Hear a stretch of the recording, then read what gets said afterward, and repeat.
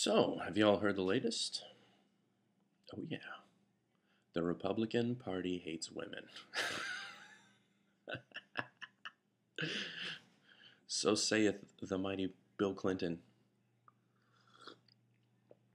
I find that interesting, and it makes me wonder how it is that somebody could get that impression that a political group of people hates a gender or hates a race.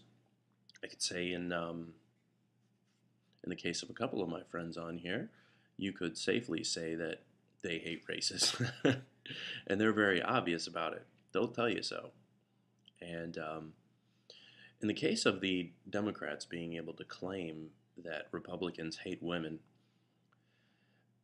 if we look at their criteria for how they determine, okay, you must hate women. Now, why is that?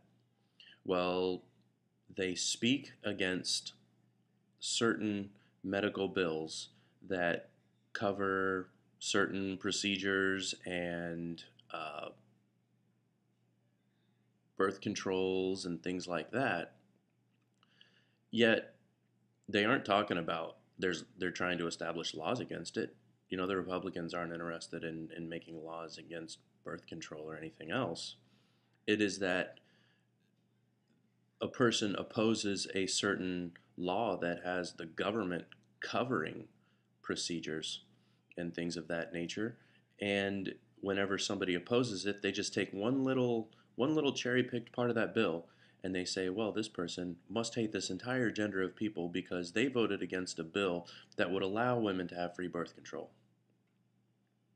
It's asinine. It's asinine. And the other side does the exact same thing. I myself am even partially guilty of this. When you look at a person's voting record, a congressman or a senator, and you think, well, this person voted against Bill X, this person voted against Y, this person voted against Bill Z, and therefore this person must be opposed to this, that, and the other thing. That's not always the case.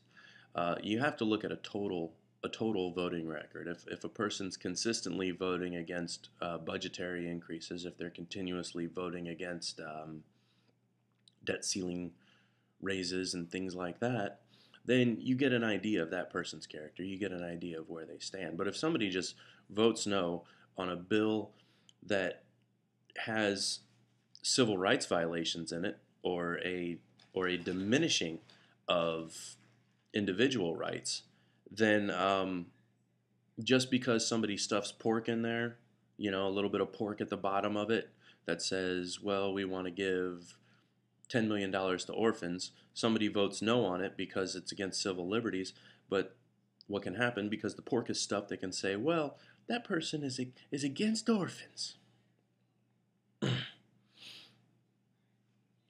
would like to point out that of the two, Republicans and Democrats, that if you look at their personal contributions to benevolence and things like that, I think if you really take an honest look at it, you'll find which group of people care more about others.